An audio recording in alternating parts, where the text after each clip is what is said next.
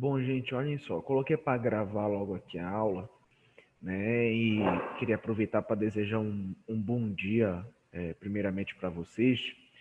E já que tem mais pessoas, né? A Danúbia, a Kelsey, a Marta, a Tainá já está aqui, eu acho que as pessoas não vão ter mais dificuldade de entrar aqui na nossa aula, tá?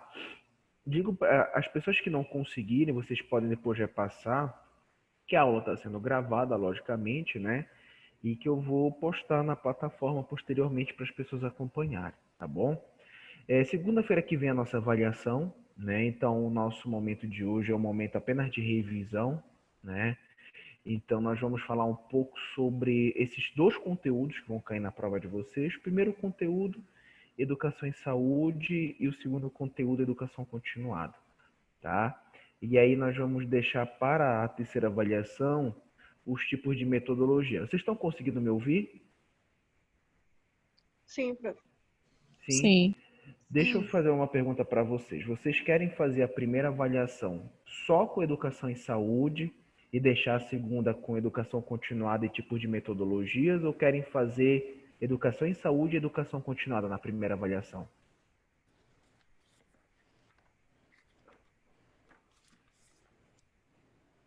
Acho que só educação e saúde, né? Então por mim não tem problema nenhum. Não sei o que o povo decide, a maioria Tainá, o que é decide. que tu quer, Tainá? Não vou fazer, não. Então tá reprovada. Kelsey, o que tu quer? Acho que ficaria mais prático, prof. Só educação em saúde no Tá. primeiro momento. Tá, então a gente vai fazer o seguinte: nossa primeira avaliação vai ser somente educação em saúde, tá bom? E aí, para a segunda avaliação, a gente vai deixar educação continuada e tipos de metodologia, tá? E quem faltar a avaliação, quem for fazer segunda chamada, ou desculpa, quem for fazer verificação final, fica os três conteúdos, tá bom? Então, deixa só eu abrir aqui o slide.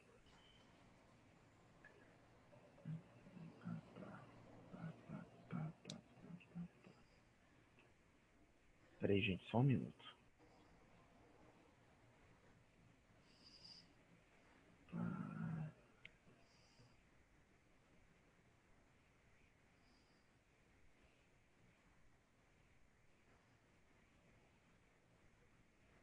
Bom, olhem só, quando a gente fala em educação em saúde, né, eu vou tentar direcionar vocês aqui para o que eu acho que é bem necessário vocês saberem, não só para a prova de vocês, né, que a gente sempre fala sobre isso, mas principalmente, né, para a dinâmica de trabalho de vocês, tá? Primeira coisa é o seguinte: quando a gente fala em educação e saúde, nós estamos falando de uma forma, tá, educacional que hoje está presente principalmente, tá, na atenção primária. Porém, a educação em saúde, ela faz parte dos três setores de atenção em saúde, ou seja, atenção primária, secundária e a terciária, tá bom? Nós estamos vivendo numa época, eu digo isso até um pouco há alguns anos atrás, mais ou menos, em um padrão de atenção em saúde conhecido como padrão biomédico. Quando a gente fala em padrão biomédico, nós estamos falando de um padrão de assistência em saúde onde o foco sempre vai ser o tratamento de doença, né? E quando a gente pensa sobre isso nos preocupa um pouco, porque quanto mais a gente, profissional da saúde, se dedicar ao tratamento de doenças, por exemplo, nós vamos deixando para trás o intuito preventivo, né? E por que isso é tão importante? Porque quanto mais a gente foca na prevenção, quanto mais a gente está preocupado realmente em ter métodos preventivos, mais a gente evita aquela grande concentração de pessoas nos hospitais, né? Então, por exemplo, quantas pessoas nós temos hoje em dia que estão nos hospitais com câncer, né? Com complicações da diabetes, hipertensão, de doenças que podem ser controladas ou evitadas lá na atenção básica. Então, a educação em saúde ela surgiu para tentar modificar esse padrão e, principalmente, ela é muito aceita pelo fato dela ser um mecanismo, uma manobra muito barata, né? Então, por exemplo, você quando fala em educação e saúde, você está falando de uma espécie de processo educacional onde o profissional que vai, né, realizar aquela educação em saúde, ele não vai ter custo financeiro para fazer aquilo, né? Ou seja, é uma manobra eficiente e barata, né, de efetivar. Bom, olhem só, os enfoques sobre educação em saúde. A educação poderia ser conceituada como adequar um indivíduo à sociedade em que vive. Então, o que é que nós queremos com esse processo de educação em saúde? Antes da gente falar desse processo, esse conceito, vamos lembrar que a saúde, ela funciona como equilíbrio mental, biológico e social. Então, o que é que significa dizer isso? Você vai pegar esse conceito, né, e vai tentar adequá-lo à sociedade onde aquele indivíduo ele vive. Então, por exemplo, a gente não vai mais querer olhar apenas para saneamento básico, não vai querer olhar apenas para parasitose, porque aquela criança não lava a mão ou coisas do tipo. Nós vamos olhar para isso que eu citei, mas vamos olhar também para a violência doméstica que aquela mulher pode sofrer. Nós vamos falar sobre tráfico de drogas que tem ali naquele bairro, né? Ou seja, nós vamos abordar tudo aquilo que pode interferir direta ou indiretamente no processo de saúde e doença.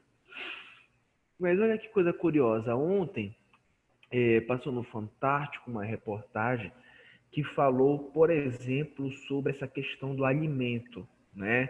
Por que que algumas pessoas têm tanta dificuldade de emagrecer?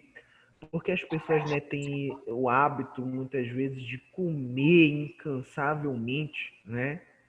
E é curioso porque a alimentação, né, esse hábito que nós temos, ele é um exemplo muito comum dentro do processo de educação em saúde. Por quê? Porque quando você encontra, por exemplo, um paciente que ele sofre de hipertensão, que ele sofre de diabetes, um dos grandes desafios que nós temos é de tentar equilibrar a dieta do mesmo, não é verdade?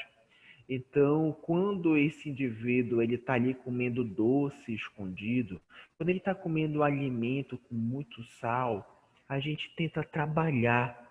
Olha, seu fulano, dona ciclana, vamos mudar esse hábito. É perigoso demais, porque o açúcar pode fazer aquilo e tudo mais. E muitas vezes, mesmo as pessoas sabendo disso, elas adotam aquele comportamento errado. Ou seja, elas assumem um risco perante aquela situação.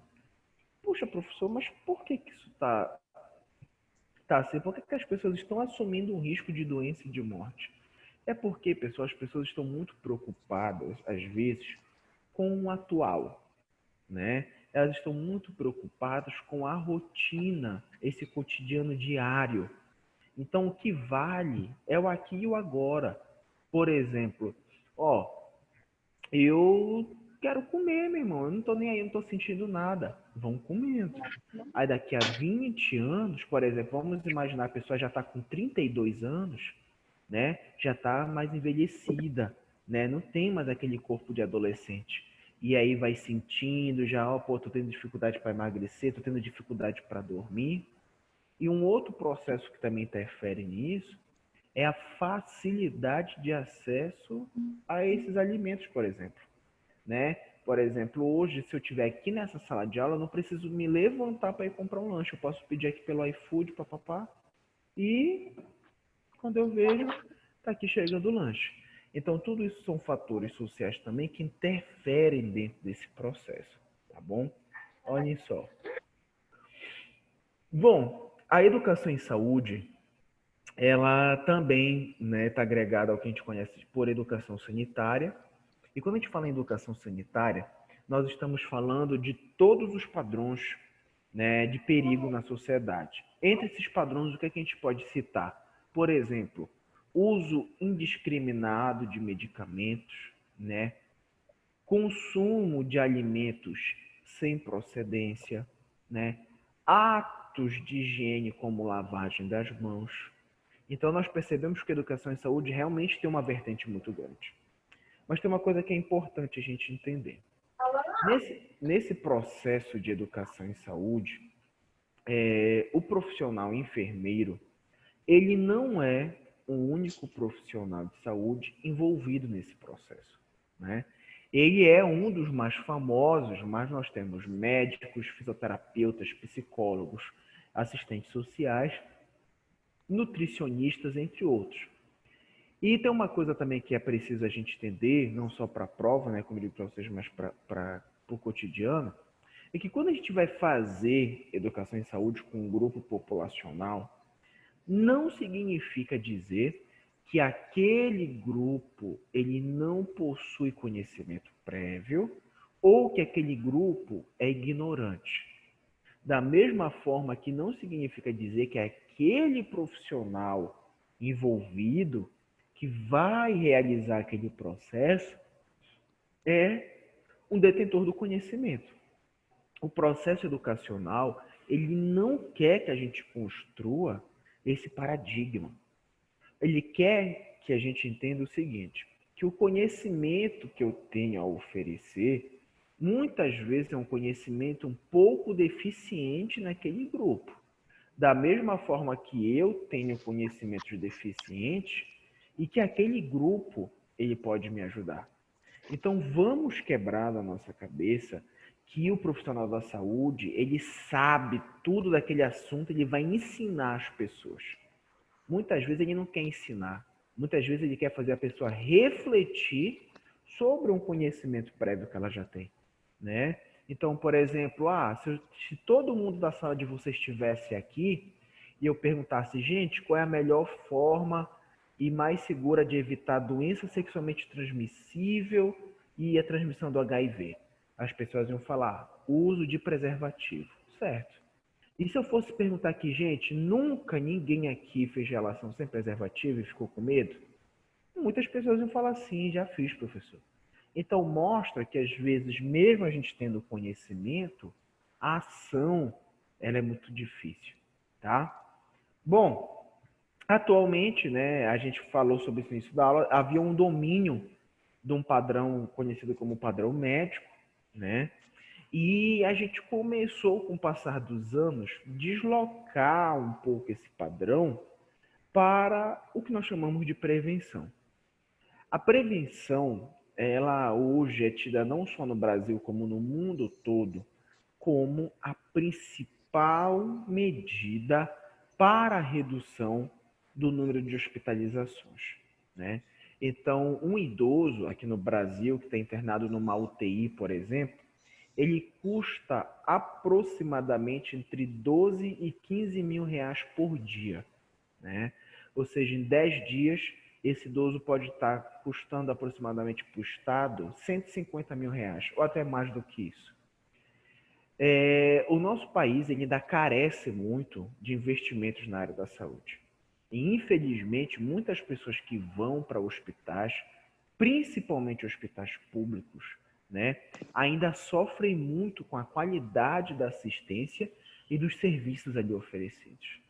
Então, em algumas cidades do Pará, assim como em alguns estados no Brasil, o indivíduo que ele por exemplo, ele é internado, né, ele vai para o hospital, dependendo do seu estado, da sua doença, ele, infelizmente, tem uma grande chance de ir a óbito, né? Eu estava conversando ainda há pouco com a Tainá, a gente estava falando sobre aquele caso que passou no Fantástico ontem, de uma médica que foi tomar banho na cachoeira e a jararaca, né, acho que deu 3 mordidas nela, ela foi para UTI, fez traqueostomia e tudo mais. E, gente, eu vou dizer uma coisa para vocês. Se aquela mulher fosse depender 100% de um hospital público, talvez ela não sobrevivesse. Não é que eu estou falando mal do serviço público de saúde, mas eu estou falando da logística do cuidado, né? Da troca de informações para o aparato assistencial, né? E infelizmente isso é uma realidade que acontece em muitos locais. Então, enquanto você não tem, e mesmo se depois tiver, um ambiente de saúde hospitalar preparado, com leito para todo mundo, leito de UTI para todo mundo, seja o que for, educação em saúde sempre vai ser a melhor arma contra isso. Vocês conseguem perceber, gente, por exemplo, pela Covid-19, né? Até agora a CESPA registra número de infectados, registra óbitos. E o que é que a gente mais vê por aí, pessoal? Vamos continuar de máscara. Pessoal, não esqueçam de utilizar álcool em gel. Máscara não é para você ficar utilizando uma durante uma semana, né? Máscara cirúrgica, validade de 2 horas. Ó, essa aqui suou, tem que trocar. Mas, pessoal, como a gente aparentemente já vê uma situação de enfraquecimento do vírus, as pessoas não estão mais ligando para isso. E como eu disse para vocês, elas estão assumindo a responsabilidade para si. Eu não sei se vocês ficaram sabendo disso, mas a gente tem uma aluna aqui da enfermagem, aqui da Isamais, eu acho que ela deve estar no 5º ou 6º semestre, não sei. Talvez até o 7º, não estou lembrado. E ela é uma moça que era da noite, mudou o horário para amanhã. Eu não sei o nome dela, era uma baixinha de óculos. Semana passada, agora, ela perdeu a irmã dela para a Covid-19, né? A irmã dela era jovem, tinha, se não me engano, 22, 23 anos, era uma pessoa, né, sem muitas comorbidades. E aí eu digo para vocês, poxa, já pensou? Você já está vendo a pandemia de uma forma totalmente diferente agora, né? Pô, olha, tá melhorando, escola voltando, a faculdade mês que vem já está 100% presencial. Aí, ó, pô, a doença foi, pegou tua irmã e matou. Do que adiantou, né? Agora tá melhorando, se agora tu vai lá e perde um parente. E agora vocês imaginam quantas pessoas estão ainda passando por isso? Por acreditarem que tudo aquilo passou. Oh, pô, fulano morreu de Covid, cara. Pô, olha, morreu agora. Porque isso ainda é um problema social, né? Mas que as pessoas não querem aceitar para si. Olha, vamos continuar a leitura. Educação em saúde define-se como um ramo ou método da medicina preventiva, tá? Mas nós não podemos esquecer que medicina preventiva não existe apenas em unidade de saúde. Nós podemos falar de prevenção na atenção secundária e nós podemos falar de prevenção lá na atenção terciária, tá? Então, ou seja, a educação em saúde não é feita apenas na atenção primária, bom? Bom, quando a gente pensa na efetivação desse processo educacional, olha o que tem escrito aí. Parte do diagnóstico, né, começa com uma parte diagnóstica e termina com programas, e campanhas fragmentadas. Duas coisas importantes aí para a prova de vocês. Primeiro, é diagnóstico. E segundo, campanhas fragmentadas. Quando a gente fala de diagnóstico social, principalmente diagnóstico dentro do âmbito da educação e saúde, o que nós queremos falar com isso? Nós queremos direcionar a nossa atuação para a necessidade real daquele público. Então, por exemplo, se eu olho aqui na sala e tem homens, mulheres de 30 anos, de 14 anos, de 60 anos, provavelmente, com quase toda certeza, as necessidades de cada um deles vão ser diferentes uma das outras. Então, uma coisa que eu não posso fazer e que comumente, né, a gente vê com uma frequência muito grande, principalmente entre estagiários do curso de enfermagem, é que a gente não pode parar e pensar assim, pô, amanhã eu vou lá para a unidade de saúde, eu vou fazer educação em saúde lá e eu vou falar sobre hepatite, porque eu achei interessante falar sobre hepatite. E aí quando se chegar lá e falar, olha, vamos falar, todo mundo ali não tem interesse nenhum. Nunca ouviram falar em hepatite, né? Não sabem. Peraí, gente, só um minuto. Vou desativar aqui o som de vocês rapidinho. Tá?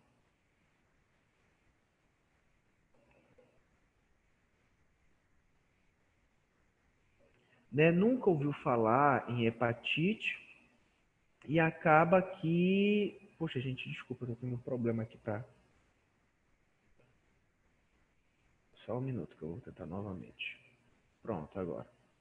Né? Nunca ouviu falar em hepatite e acaba que aquilo, tudo que aquele profissional fala, não é absorvido pelo público.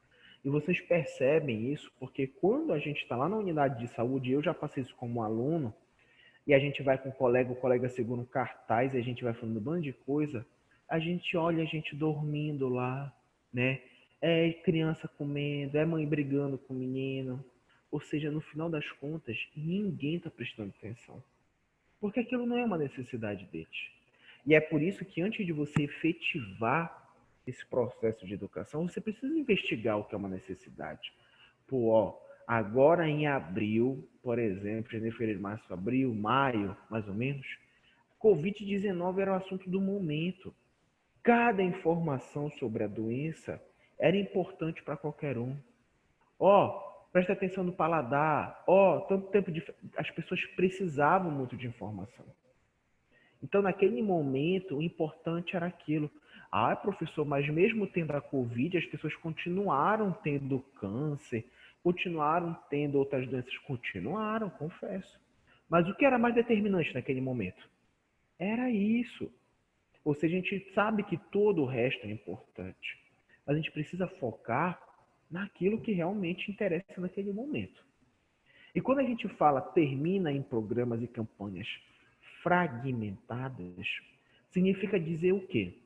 Que quando você tem um grupo social pequeno ou grande, e você percebe que a necessidade desse grupo da frente é diferente daquele do grupo de trás, você vai precisar fazer seu processo de educação em dois momentos. Você vai primeiro focar o grupo que tem sua necessidade X e depois o grupo que tem a sua necessidade Y, tá? Aí sim, aí você está realizando um processo educacional completo, onde você está vendo a necessidade de cada grupo ali presente, tá bom? Bom, isso daí é uma característica positivista, né? Fragmentar, a gente não pode fragmentar e achar que o todo é simplesmente a soma das partes, né? Nós não podemos simplesmente depois achar que, ó, falei com aquele grupo, beleza. Falei com esse grupo, beleza. Falei com esse grupo, beleza, acabou. Então eu não preciso mais conversar com ninguém. E a verdade é que isso é um grande erro, porque o processo de educação em saúde, ele não é único, não esqueçam disso. Ele é um processo contínuo, porque sempre haverão necessidades, sempre haverão questões sociais que precisam ser abordadas, né? Então, uma hora se fala de alimentação, outra hora se fala de violência, outra hora se fala de Covid-19, tá bom? Não esqueçam disso. Bom, já falamos sobre essa crise do modelo médico, né? Um modelo baseado na cura de doença, exclusivamente. Ele é um modelo insuficiente para resolver problemas de saúde da população, tá? Então, ele nunca vai conseguir suprir o que realmente a sociedade pede. Professor, se a gente construir 1000 hospitais em Belém hoje, independente disso, não vai dar certo. Professor, mas meu hospital é muito hospital. É muito hospital, gente. Agora, momentaneamente, nesses próximos anos, a gente ia perceber uma queda realmente no nível de internação. Mas daqui a alguns anos, esses hospitais todinhos já vão estar lotados, tá? Porque não se fala em prevenção, então, infelizmente é isso, tá? Bom, uma coisa importantíssima para a prova de vocês e para o contexto assistencial é o seguinte: quando a gente fala em educação em saúde, nós temos as abordagens sobre educação em saúde, né? Então, são 4 passos importantes aí que falam sobre a mudança do comportamento nas pessoas. Por exemplo, a abordagem educativa. A abordagem educativa ela significa compreensão da situação, né? Então, por exemplo, uma coisa é você chegar para mim e falar assim: olha, Dilson, Usar muito álcool em gel na mão pode causar câncer de pele. Eu não acredito nisso, né? Então eu não estou compreendendo a situação, nem faço questão. Então provavelmente eu não vou nem prestar atenção no que estão falando. Agora, se você chegar para mim e falar assim, ó, Adilson, deixa eu te falar uma coisa. Quanto mais se usa álcool em gel na mão, mais aumenta o ressecamento da pele. E isso pode causar ferimentos, dor. Aí, porra, eu já tive um ressecamento nos dedos. Aí é verdade. Isso é real mesmo. É verdade. Aí tu já fica ligado no que o cara tá falando, né? Isso não significa que tu vai parar de usar álcool em gel. Só diz que tu concordas com aquilo que o indivíduo está falando de alguma forma. A outra abordagem é a conceituação do ato preventivo. O ato preventivo é quando você adota aquele comportamento saudável.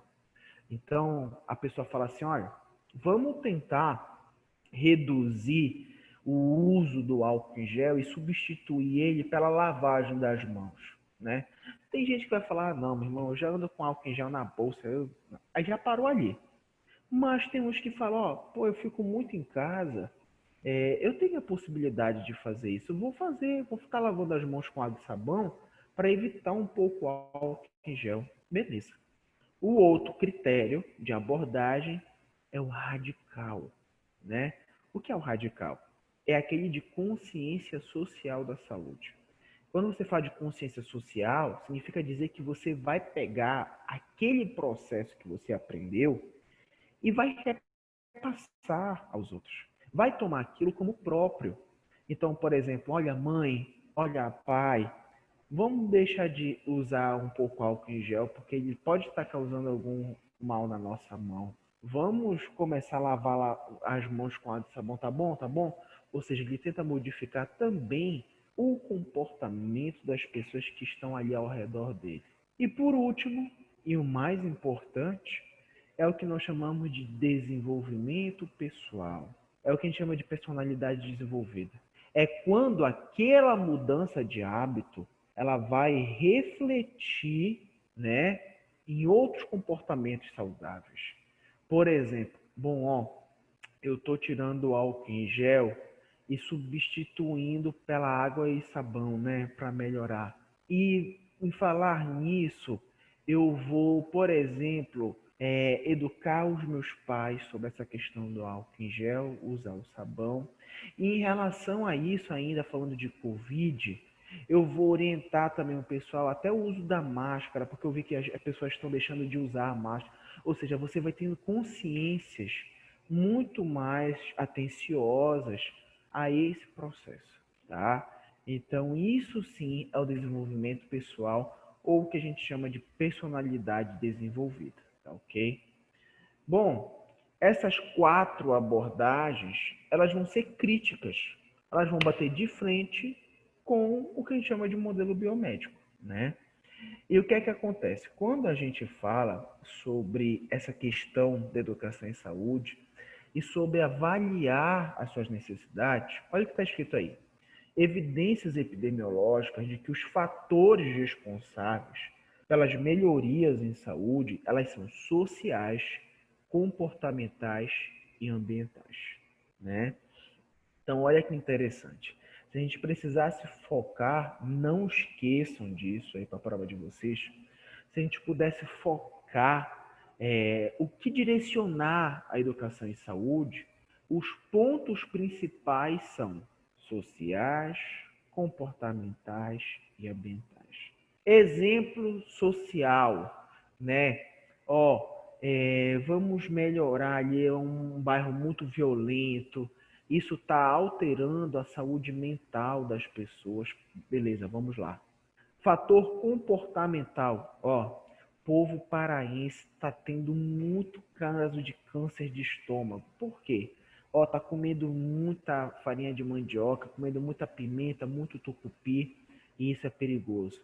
Pô, vamos falar um pouco, pô, é meio difícil, né, falar para o paraense parar de comer isso, mas vamos orientar sobre frequência, quantidade, talvez isso ajude. Beleza. E o outro é o ambiental, né? E quando a gente pensa no meio ambiente, A gente está falando de coisas já conhecidas como saneamento básico, o descarte de lixo nas ruas, né? E coisas que talvez aqui na capital não sejam tão conhecidas, mas que são de importância assim indiscutível, como por exemplo, desmatamento, né, que faz com que alguns vetores de doença saiam das matas e passem a frequentar, por exemplo, os grandes centros urbanos, tá? E aí são outros fatores presentes nesse contexto, tá? Bom, esse processo de educação em saúde, então, ela vai ser uma crítica, né, ao cientificismo, que baseia muito no tratamento de doença. E olha que coisa interessante, existe uma incapacidade, olha o que está escrito aqui embaixo, da medicina em dar conta dos novos problemas de saúde partindo da doença ou do modelo médico. Então, o que é que significa dizer isso? Vamos pegar de novo o exemplo da Covid. Covid-19 mudou toda a nossa vida, no mundo todo. E eu pergunto para vocês, vocês conseguem pensar quantas pessoas perderam emprego por causa da Covid-19? Foi muita gente, né? E aí eu pergunto para vocês, como é que a medicina vai resolver isso? Ela vai dar emprego para as pessoas? Não. Aí eu te pergunto, o cara que está sem emprego, ele começa a ficar sem dinheiro, ele não consegue sustentar a mulher dele, nem o filho dele, e aí ele começa numa depressão, e aí tem depressão. Aí eu te pergunto, vai adiantar só dar remédio para ele, para tratar a depressão? Porque o problema está ali, ele continuar desempregado, né? Então isso nos mostra que realmente a medicina, ela tem muitas limitações ainda. A gente já avançou muito em relação a isso, mas ainda existem limitações muito grandiosas em relação a esse processo, tá bom? Gente, eu queria pedir para vocês também, antes da gente finalizar a revisão de vocês, o seguinte.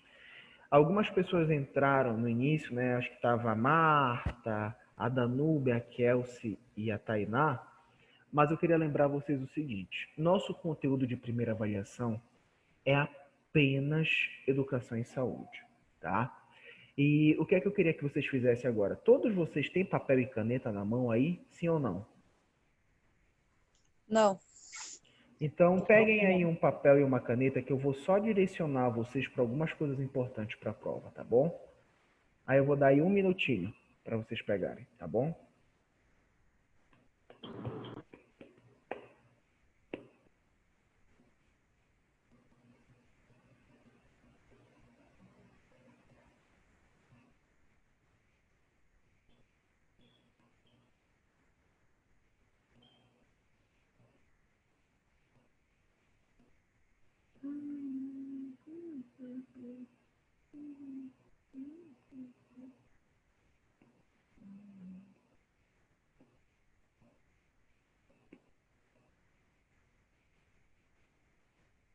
Já, pessoal?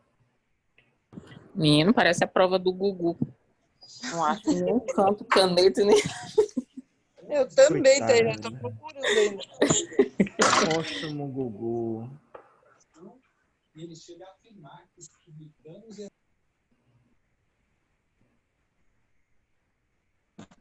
Pode falar, uma pessoa anota e depois passa para todos no grupo. Tá bom, então vamos lá.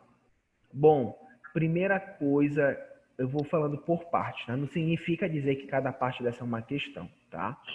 Mas anotem aí. A primeira coisa, entender o conceito de educação em saúde.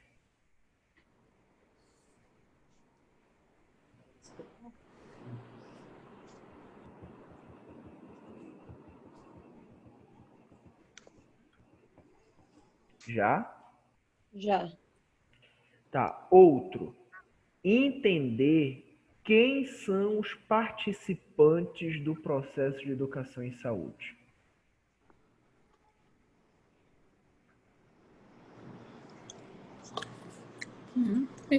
No processo em educação e saúde? Eu não entendi. Não entendi, não.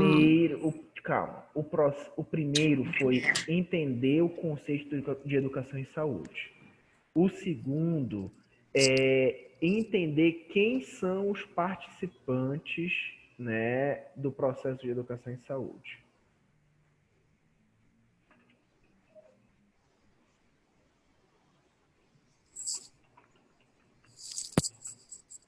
Ok, Já? já. Eu já. Tá, o segundo já, né? Tá, o terceiro. O terceiro é compreender o que é a fragmentação e diagnóstico em educação em saúde.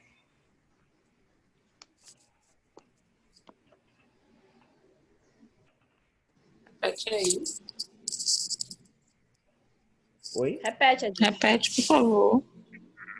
Entender os conceitos Não. de Terceiro, compreender, tu falou. Compreender. Tá, calma, gente, não vai fazer muita diferença. Mas Não, achei que você compreender. repetiu o segundo. Não, compreender os conceitos de fragmentação e diagnóstico em educação em saúde.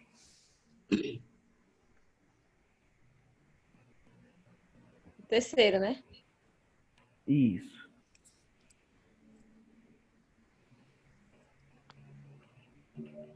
E diagnóstico do quê? Fragmentação e saúde. diagnóstico em educação em saúde.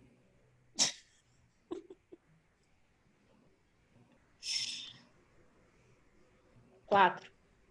Tá. Outro. Entender os modelos de efetivação de educação em saúde. Aqueles comportamentos preventivos, aqueles quatro. Os modelos Sim. de... Aqueles modelos que falam sobre o comportamento.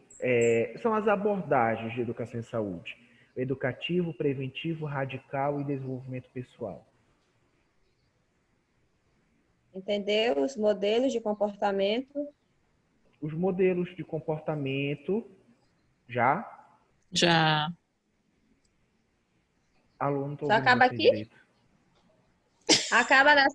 Acaba aqui em comportamento? Abordagem. Não estava entendendo vocês. É sobre as abordagens, né? As Sim, sim. abordagens sobre educação em saúde, que são aquelas que eu comentei com vocês: educativo, preventivo, radical e desenvolvimento pessoal.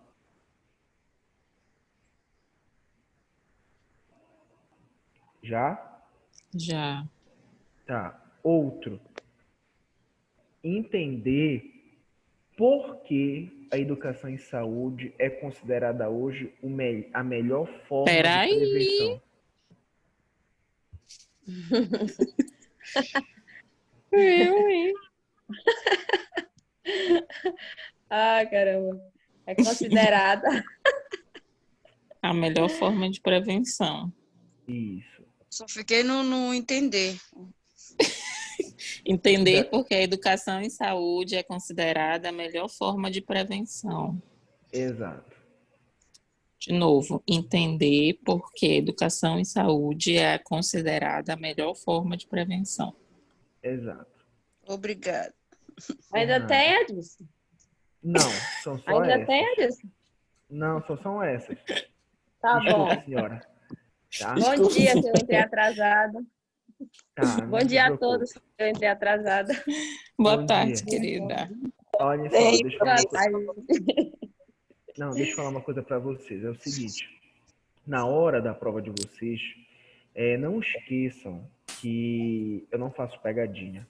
Por que eu digo isso para vocês? Porque às vezes essa questão da educação em saúde, ela envolve muitos conceitos que parecem iguais, né? É por isso que eu dou muito foco para alguns exemplos, né? Então, Vai ser online, uma né? outra... Isso, vai ser via plataforma, tá? Outra coisa Tá. também importante, não esqueçam, eu só desliguei aqui por causa da interferência, mas podem ligar o microfone se quiserem. O horário da prova de vocês não é 7h30, é 8h20, né? Para avaliação nunca começa às 7h30, então vai ser de 8h20 a 9h10. Então vocês vão entrar pela plataforma, desculpa, de 8h20 a 10 horas. Vocês vão entrar na plataforma e fazer prova como vocês fizeram no semestre passado, já vão ter lá o número de acertos e de erros, tá bom? Não esqueçam que a nossa prova, ela vale 10 pontos, tá bom? E o que é que vai acontecer? Eu acho que vocês já ouviram falar sobre isso, que a partir do dia 29, deixa eu ver aqui no calendário, se eu não me engano, não, dia 28, né, de setembro, a Examar já volta com as atividades 100% presenciais, né? Então, até onde eu sei, vocês vão voltar para a sala de aula. Se isso realmente acontecer, nós vamos efetivar nossas ações ainda de educação e saúde, né? Vamos fazer as ações e vamos, por exemplo, fazer também as ações de educação continuada, tá? E aí nós vamos juntos ver se a prova vai continuar valendo 10, a segunda avaliação, ou se vai valer 7 pontos e a gente vai atribuir 3 pontos para a atividade, tá bom? Alguém tem alguma pergunta? Sim ou não? Não, professor, ficou claro o que eu queria saber. Não, Tá, tem não. Tá, e outra coisa, gente, que eu vou falar para vocês que é importante também. Semestre passado, muitas pessoas erraram algumas questões dentro da nossa prova de educação e saúde. Eu vou logo dizer para vocês por que eles erraram, né? Eles erraram por pensar e acreditar que o enfermeiro, ele é o único profissional que faz educação em saúde. Isso é uma mentira, tá? Nós temos diversos profissionais que fazem isso.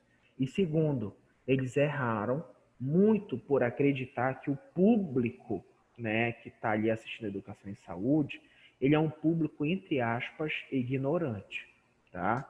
Então, não esqueçam que as pessoas que participam do processo educacional, eles têm, sim, informações e conhecimento, né?